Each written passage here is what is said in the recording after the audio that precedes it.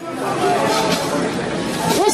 gotten to the point in the evening where there's 8 individuals that we would like to recognize for their accomplishments, achievements, and support of LiveWorkPlay. But before we get to the awards, I'd like to ask Keenan Weller to come up and introduce a very special guest that we have with us tonight, Kory Earle, who is the president of People First Ontario. And how I intend to do that, I've got a little presentation. It's going to be from a historical figure. Point out to everyone that there is an ongoing civil rights movement that a lot of people aren't aware of. And that is the civil rights movement for equality for people with intellectual disabilities in our society, because they don't have it yet. They live in places that aren't like the places most of us live. Most of them don't have jobs, and most of them don't have very many relationships. And the relationships they have, it's often paid people only in their life because of where they live, and the fact that they don't work, and the fact that they've gone to school separately from other people. And that's created a situation in our society that a lot of people aren't aware of, where there's thousands of people that are living in isolation. We don't see it in this room tonight, and that's a wonderful thing, but there's a lot of people that don't have that, and we have to think about them, and that's why I've prepared this introduction for Kory. So roll it, please, Daniel. Seems to me that these are matters which concern us all. This is one country. It has become one country because all of us and all the people who came here had an equal chance to develop their talents. We cannot say to 10% of the population that you can't have that right, that your children can't have the chance to develop whatever talents they have, that the only way that they are going to get their rights is to go in the street and demonstrate. I think we owe them and we owe ourselves a better country than that. Therefore, I'm asking for your help in making it easier for us to move ahead and to provide the kind of equality of treatment which we would want ourselves, to give a chance for every child to be educated to the limit of his talents.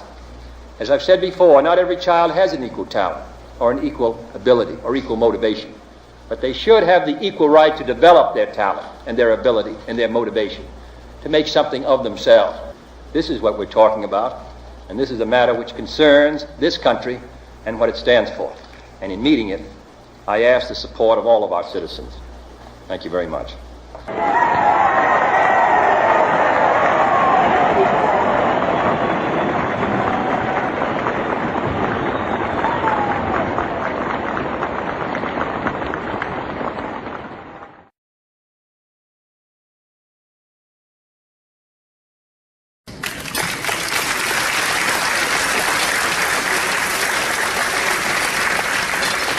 That, of course, was John F. Kennedy in 1963, speaking as the president. The occasion of that speech, the first African American had been allowed into a university, and they had to use the National Guard to protect that person. Well, that was a long time ago, 47 years ago. But here in the Ottawa community, people with intellectual disabilities don't tend to go to school with people who don't have disabilities. So we haven't come all that way. And I know that Kory is one of the leaders who has been fighting that issue and many others, and actually taking to the streets, because we still have to do that. So Kory, come up here and tell us about it.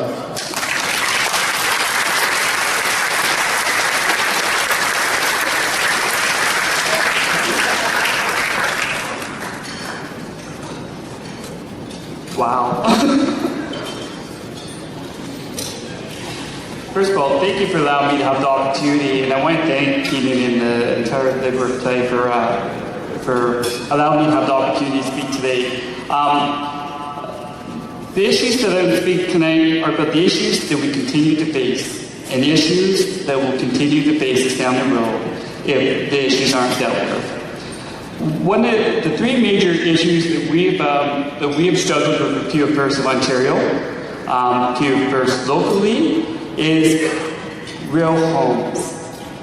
We struggle with real homes, and oftentimes through the past year, we've recognized all institutions in Ontario that have closed down. But we didn't close down institutions because we still have group homes in society. And a lot of people certainly said to me this week in challenge, they said, well, what do you mean by group homes? They're people's homes. But they're not people's homes when they don't have the freedom and when they don't have the choice. A home is a home where someone can be able to say, look, if you want to have company over, then you are allowed, then you can make that choice and not have to rely on support workers.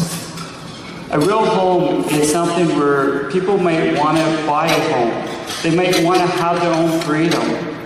Still today, society does not allow that. Today, what we are doing, compared to years ago, we are still segregating people into group homes. We're segregating people and not allow them to speak up and say, I don't want to do that. I want to be able to be in a community where everybody else. I didn't have the freedom that I've been able to, that I was able to do compared to my brothers, my family.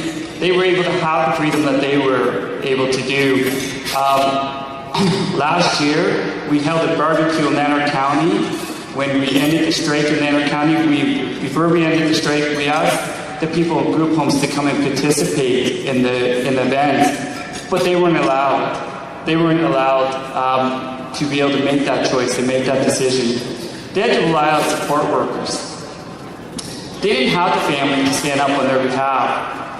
And that's why I'm amazed today on family support, because they didn't have that family connection that they were to be able to say, look, that's go there. It's your home, and you should have the freedom. So Peel First is more committed than ever to ensure that we have real homes. And real homes means that people can be able to have the freedom, to have the choice. As parents age, as workers change, as society changes, we're always realizing that at the end of the day, people with disabilities will become the voice and will have the opportunity.